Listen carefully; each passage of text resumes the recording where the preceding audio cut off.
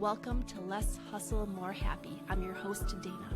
And each week I will be interviewing awesome humans who are making meaningful shifts within their lives and the world around them on this podcast. Are you looking to add more adventure to your life? If so, you're going to love today's podcast. Today, I'm interviewing Natalie Magee, also known as Yogi Magee. She leads adventure retreats throughout the U.S. as well as the world. She's also a part-time flight attendant, a mama, a yogi, an author, an entrepreneur, and you are going to love some of her words of wisdom from today. Natalie Yogi Magee, thank you so much for joining me on Less Hustle, More Happy. And I've just been following you on Instagram specifically for the last few years, and you are such a blast to watch. Like, you live this, what seems to be such an authentic life in Western Colorado. And you've created this life of adventure and wildness and passion. It seems like with your yoga retreat, adventure retreat business. And I would love for you to share a little bit about, how you got into, I guess, just living into Colorado in general, and then specifically with yoga retreats, how that all came about and what your life was like before that. Yeah. Well, thanks for having me. I appreciate it and excited for this opportunity. And so I'm also a flight attendant. So I don't share as much of that on social media just because of I don't want my airline to know, I don't want people to know who I work for. Totally. But that's what brought me out to Colorado originally is in flight attendant training. You get the opportunity to be based in a certain, area of the country, and Denver was the top of my list. And so that's where I got based. And before Denver, I grew up in Alabama. I was not outdoorsy. I owned, so many pairs of high heels. I thought I was this mini Paris Hilton. I went to tanning beds. And that was like my life, was skirts and, bleach blonde hair and tanning beds. And that was my life before I moved to Colorado. Oh my gosh, I love it. And then, so you moved out to the Western Slope area. And then how did you go from really not being an outdoorsy girl to like, all of a sudden I saw that you just hiked like your 56th 14er, which is a 14,000 foot peak, if you don't know what that term means. But what do we have, 58 in Colorado? 58. 58, and you've done 56 of the 58. Yeah. How did you go from Paris Hilton to this adventure girl? So I originally lived in Denver, and I remember clearly I'd met my now husband. We had just met, kind of out at a bar, and he was the one that kind of got me into hiking, because he went to school at Western State. So he was pretty outdoorsy and skied and loved that lifestyle. And I just remember, I think we were at a brunch and someone was saying, "Oh, I'm so sore. I hiked a 14er the other day." And I'm like, "What's a 14er?" I had no idea. And so I just said to my husband, I'm like, what's that? And he's like, "Oh, they're these mountains that we have." And I was like, "I'd like to try that. That sounds something fun." Cause he had been getting me into hikes and things like that. And I didn't have a lot of money when I moved to Colorado. So like hiking was the free thing that I could do. So I think that's originally how I found hiking, because I didn't have money to do anything else, but the outdoors is free. And the gear and stuff came later. I learned about that. So my first 14ers were grays and Tories. I was wearing yoga pants and tennis shoes. I think I had a little backpack with like a water bottle and a peanut butter sandwich. Like, it was the earliest I'd ever gotten up to hike, getting up at 5 a.m. And I just remember being at the trailhead and all these people have hiking sticks and, all the gear. And I'm like, "Oh, is it that serious?" Like, I had no clue. And it was the hardest thing I have ever done. I thought I just was going to die the whole time. I don't even know my time. But then you get to the top and you're like, "Wow, this is so amazing." And I just kind of caught that bug where I wanted to, do it every weekend, because again, it was something that we could do that was free, but also it got me to see so many different parts of the state that I hadn't seen before, moving from out of state and, going to Buena Vista and all these other parts of Colorado. So it's kind of a twofold thing where the 14ers got me into the outdoor lifestyle, but it also was a way to see, parts of Colorado that you don't normally get to see on the weekends. Grays and Tories was my first 14er and my only 14er, might I add, as well. I did not feel the need to do any more after that. Yeah, But I think I've taken some friends up one and they're like, that's great. I'm never need to do that again. oh, I was a little unprepared too. So I feel your pain, like hiking through snow with gym shoes and shorts on, Yes. being like, I am not prepared. Yeah, there was snow and I was like, I'm gonna slip and slide down this mountain. Like I had no idea that mountains could hold snow in June. I had no idea. No. And then how did you become, or when did you become the 200-hour certified yoga teacher? When was that on your path? So when my husband and I were together, we were getting married. We got married in 2009 and I was like, I got to get in shape for my wedding. So I found a yoga fusion studio that did combination classes of like half an hour spin and half an hour of yoga. And so that's really what got me into yoga. It was just a way to get in shape for my wedding. And the yoga was just kind of the tag on of the spin class. And I joked that the more that you hung around the studio, they would put you to work. So after, going to all these classes and things like that, they were doing a yoga teacher training and they approached me and said, we think you should do it.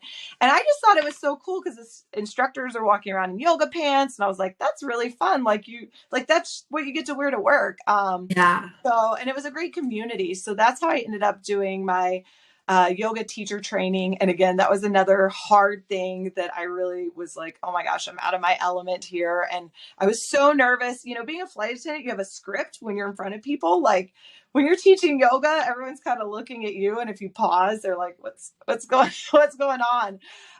So that's why I did my yoga certification. And then that parlayed me into they had a yoga retreat that the studio put on. And I went on that yoga retreat. And that's when I got interested in wanting to host my own. And then you've been guiding your own, hosting your own retreats for almost a decade now. It's been almost a decade. I can't believe it. Oh my gosh. And I was looking at your lineup for this year and it's a lot. Like you are doing a lot of different retreats in a lot of Yeah. amazing places. I think I saw Telluride, Yeah. Santa Fe, Italy. Was that Yep. on the schedule too? Yep. So what was your idea for to make your yoga retreats like your own? And what do you really offer people when you host those? So I came up with the idea of the Telluride retreat after um, my love of hiking and yoga and combining the two. And at the time, no one else was doing that because when I went on this yoga retreat, I thought, an international one would be a stretch to start from. So like, what do I love? What should I do?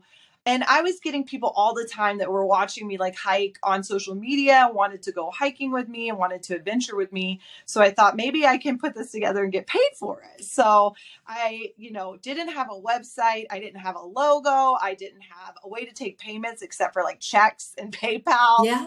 And I just Googled like yoga retreats Telluride and I found this like condo complex where another instructor who was holding her retreats there. And I found out later the lady that's the property manager, that was her sister. So, I was like, okay. So I reached out to the lady and I said, hey, I have this idea. I want to do a yoga retreat there. I don't know how popular this is going to be. Can you hold these dates for me? And then I can market it. And then if I can secure the dates, then can I give you money? And she was so kind. She was like, sure. So probably because her sister had done it. And took a leap of faith on me because I didn't know, like, am I going to be able to fill this or not? And my first year, I put it together and I would just talk about it in yoga classes and print flyers. And I ended up getting, 14 people signed up. So that was like a sellout for me. But I was also only charging $350. Like that was Yeah. Yeah. The best deal of the century. I don't think I made any money. And I was like, oh my God, what am I going to do? And so I learned a lot from that first retreat about, putting things together. And I ended up bringing an assistant because my mentor was like, you're going to need someone to help you with all these people. So I gave my assistant my camera and had her take all the photos. And once I think that first thing came out, then people started seeing it and, seeing it on social media. And so it became easier to market myself because I had like, I always say those first people took a chance on me, and it was kind of not a disaster, but I didn't know what I was doing. They they were very gracious. Yeah. You figure it out the hard way. You're like, we're going to Yeah, test drive this, see how it works. And then, yeah, you learn painfully, you learn the hard way and right. make it better. Yeah. So I want to quote you back to you, if you don't mind. Ah, But you wrote, "At the end of my life, I want to be surrounded by the photographs and journals of memories I've made, not surrounded by things. I want to be remembered by the way I lived and not the stuff I had." ah. Has that always been your philosophy, or when did that come into your psyche of this is the way I really want to live my life? Yeah, I think, when you go out and you hike and you backpack, you realize how simple life really is. All you need is the stuff on your back, a tent, like you can live very simply. And I think moving to Colorado, having a flight attendant job where I didn't have much money, I couldn't, I had to spend money on rent. It was kind of the first time I was on my own. I couldn't go to the tanning bed and stuff. I began to see like life can be really simple and you don't have to have all these things. You don't have to keep up with anyone, because in Alabama everyone is all about like the car they drive. Where I went to high school, it was like people, wore all these label stuff. In Colorado, nobody cares what you Nope. wear. You can show up as you are. And so I think I really started to see like what was important. Like, wow, my health is important. As long as I can hike and be out there and enjoy, life, like that's all I really need. And so that kind of became my philosophy. Like, I really don't need all this stuff to make me happy. Like, being outside was what was making me happy. And then being around other people that they also got joy from that. Yeah. So, what do you say to people? I mean, I moved from Wisconsin to Colorado. You moved from Alabama to Colorado. We get like this beauty, this nature all around us, and it's really infused to, our day-to-day life. What do you say to somebody who's still back in Wisconsin or back in Alabama and they want to add like more adventure and wildness to their life, but they don't know where to start? Yeah, I think, for me, it was simply being like a weekend warrior. And a lot of times what we would do is, you look at a map and you see where you are and you kind of draw a circle around that area. Like, well, what's feasible? What's within like a 2 hour drive or an hour drive? So I started, making like a small bubble around where we were. Like, well, what feels like a treat? Going to Idaho Springs, like that's within, an hour drive of Denver, and you can go up there and feel like a totally different world. So I think, you can do it in Alabama, you can do it Wisconsin, wherever you are, and you start, just kind of drawing these arms out from where you live and what seems feasible and not overkill. And then you just start, planning these things on the weekend, and you kind of keep a date with yourself. You say, this is what I'm doing. And it doesn't matter like if I get invited to do this or this, like that's what I'm doing for the weekend. I'm going to go camping and I'm going to have some time for myself. And I think that's so important, just carving out those, micro adventures, if you will. But it can be very small and just, kind of within that radius of where you live. And I feel like that's really worked for me and my family, because it kind of gives us like, this is how far we're willing to go for a night. This is how far we're willing to go for 2 nights. And it makes it more doable. Yeah, yeah. And you and I, we're both mamas, we have kids. Like that's a whole nother, adding in the kids' schedule to everything is a whole nother layer of planning. But you're still making it work with, a part-time career as a flight attendant and then doing your yoga retreats, being a mama, being an entrepreneur, and still getting time to like go out and enjoy nature and do your hikes. So you've taken it all on. Right. Yeah. Little to the detriment of, our my daughter's mental health. She sometimes gets upset by it. But we have discussions as families. We say, okay, some weekends are what mama wants to do, and Yeah. some weekends are, and my husband goes along either way, right? And then we have two crazy Vishlas, and it's like some weekends it's for the dogs. Like we may drive out 2 hours to just let them run around and enjoy. And, we're taking photos. And then some weekends are for my daughter. It's like, okay, this is your weekend. We're going to stay home. We go to the birthday parties, we go to bananas. So I think it's important to recognize like each of us in the family gets a turn with what kind of fills our cup. And it makes none of us feel sacrificing for the other people. Like, well, it's my weekend. You can't, that's what we're. Yeah. That's great advice because I know sometimes our kids are really up for doing adventures with us, and I can tell other times they're really burnt out and they just want to be home and hang out with their little buddies and do their thing too. And so, yeah, it is. We're just like, they're young enough where they still come along with us for the most part, but it'll be interesting as like they get older and they can use their nose more and, what it's going to evolve into. But being Yeah, able to do the family adventures, it's so awesome right now. absolutely. How old are your kids?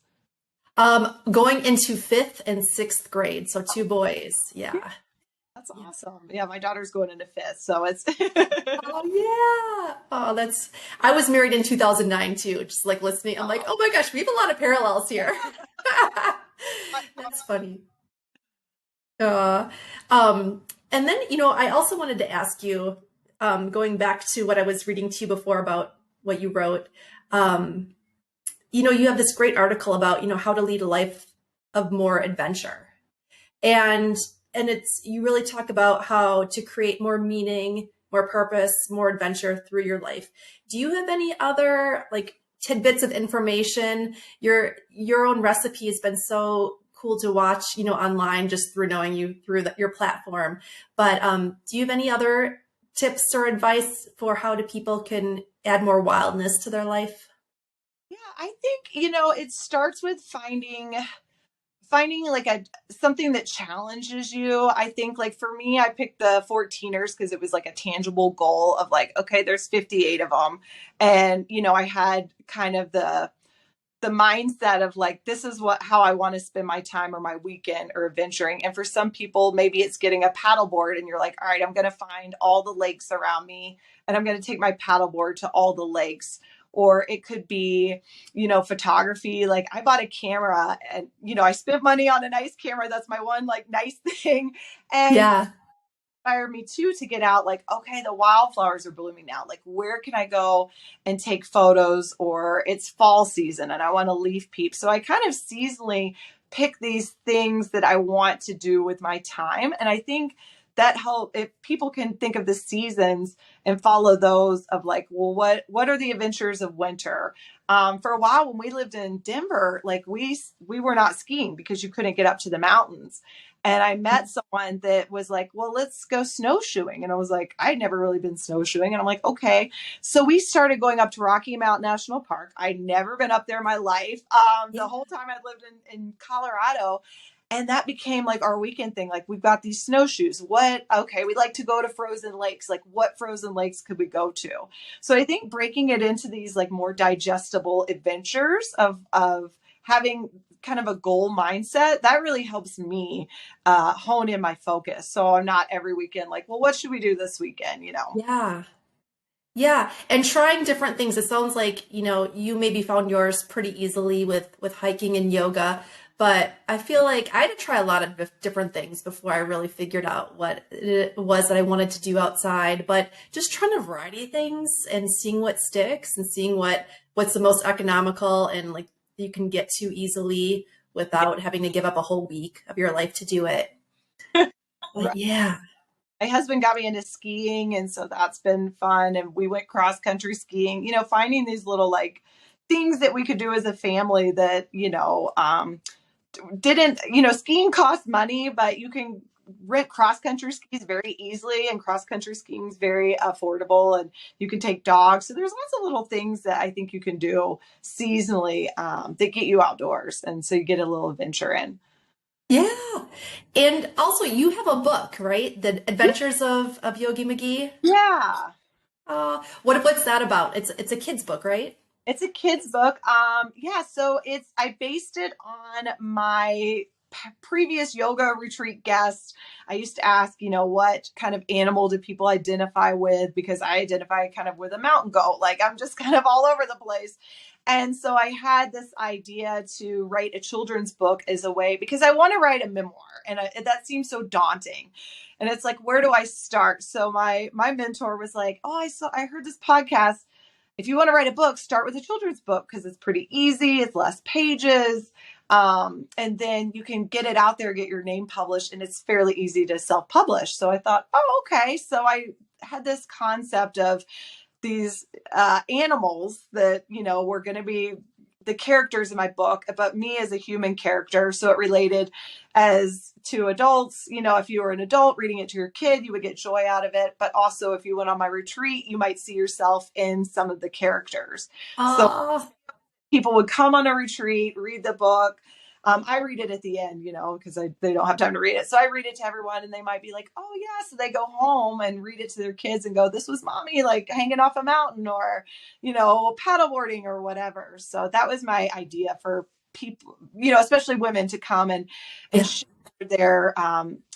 their adventures with kids and inspire their kids, because I think a lot of women have a hard time coming on my retreats because they feel such an obligation to their family, and they feel so bad that they're leaving their family. So I want them to, you know, but it's good for mom to like get away. So it's kind of a way that they can show like, hey, this is what mom did. So that was where the concept came from.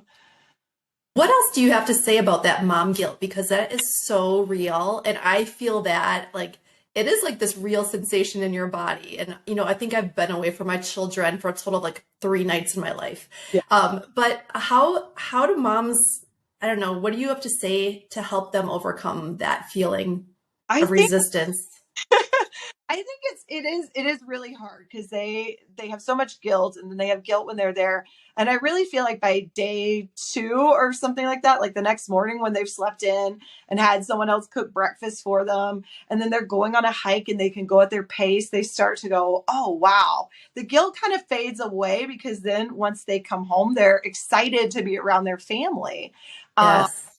and I read a great quote. I'm going to kind of butcher it. It was like, oh, don't you feel bad, you know, leaving your kids? And it's like, no, I feel bad when I'm mean to my family because I haven't taken time for myself. And that really has resonated with me. Like, wow, when I'm snappy at my daughter because I haven't, you know, gone to yoga or gone on a hike, like that doesn't do her any good, you know? So I think finding a place for your own mental headspace to take care of you. And a lot of Yeah. women, once they come, like then they find it, but it's like getting them like, come on, you're going to enjoy it. Yeah, for real. You're gonna have fun. Like, Uh, what is your the retreat that you're looking most forward to in 2023 or 2024 coming up? so next year, my plan is I'm putting together the South Africa retreat. So that's kind of a big one that I have in the works. I use the company that I use for my Italy retreat. They had an Africa itinerary, and that just sounded amazing. And I've kind of put it out there and gotten great feedback. It's funny because the company, I think they're hesitant to like give me the dates. They're like, well, I don't know. It's an expensive trip. It's going to be a big trip. And so it's become this challenge for me. Like, I'm so persistent with them. I'm like, give me dates. I know I can fill it up. I know I can do it, you know, because it's not an itinerary that a lot of retreat leaders do. So, for example, like Costa Rica, like if I didn't fill up my retreat, I can combine with another instructor because there's other people going, right? Yeah, yeah. Not really like that. So it's like all on you to kind of get everyone. But I really want to put this together and take people. And I just think that's, you know, seeing those animals in the wild is just would be such a bucket list item for me. And I know for so many others. So I really want to, you know, start tapping into those bucket lists that people have. Yes, that would be magical. Oh my gosh. So do you even have like a month time frame yet or when that's going to be, or is it still an unknown right now? Probably September, just because I haven't gotten the dates for it yet, and I like to at least have a year to market it out. So, you know, our summer is their winter, so really like the best times is like May or September to go there when it's more mild weather. And the milder the weather, I guess, the more active the animals are. If you go in their summer, that's too hot. You know, as we know here, and it's hot, you don't want to get out and do anything. So neither Yeah, so that's my projected timeline. And got I look it. forward to Telluride just because I've done it so much, and I always look forward to the people that come on that, and meeting other people from Colorado and more, you know, local women. Yeah, yeah. And then my one of my last couple of questions for you is that you handled the haters or the trolls on social media so hysterically. Like you just embrace it, you call it out. Mark from Michigan 45632 had this to say about, moving to Colorado, or whatever the little spiel is that you write. How, I mean, as like somebody who's trying to be on social media, but yet I'm so like, people are cruel, right? Like, what advice do you have for people to like not take it too seriously? Like, it doesn't seem like it rolls off your back. I used to take it so seriously and so personally, and I'd be on there, and there was like a trigger moment for me where I'm out with my friends and my family, and I'm like, they're like, "What are you doing?" I'm like, "Well, this guy commented this, that he thought my form working out wasn't good," and so and they're like, "Wait, you're arguing with someone on the internet?" And you're out with your friends. And that was like a light bulb went off. I was like, oh my God, why am I doing this? Like, why am I putting my energy into people that don't know me? They've never met me. I'm never going to change their opinion of me. So I started to just be like, okay, I'm not going to interact with it. And I find myself, I'll be like typing out a response, and then I'm like, no, and I'll just delete their comments. So I've really it's been like a mental game for me. I've really had to like work hard to put up boundaries, to, delete and block people. And that's not to say that I want to live in an echo chamber. Like if someone's calling me out and I'm like, oh yeah, they do have a good point, then I will respond if I think that it's worth a response. Right. But when people are just like, oh man, go back home, or, so I'm like, wow, this person doesn't know me. So in those instances, I just delete and block, because I've learned it doesn't matter like what I post. Like I posted this video about how I had to put my dog to sleep, and how these are the things that we did to ease the transition. And I got people arguing with me like, you killed your dog. Why would you, and I'm like, I can't win. like people are going to always have something to say. So, why sit there and try to change their opinion? Because, that says more about them than you. And some of the comments I leave up because other people like start fighting with them. And I'm just like, I'll just let them Yeah, eat. you're like, my crew's got my back. Don't Yeah, worry. it's fine. So sometimes I leave them up for humor purposes, and I'm glad you like them, because I've gotten some feedback. People say, "Well, I don't like that you do this. I don't. You should," because people think that like I or any other person that has a large presence on social media should be above it. Like we should never address it. We should never, give into it. We should be able to take it and not say anything about it.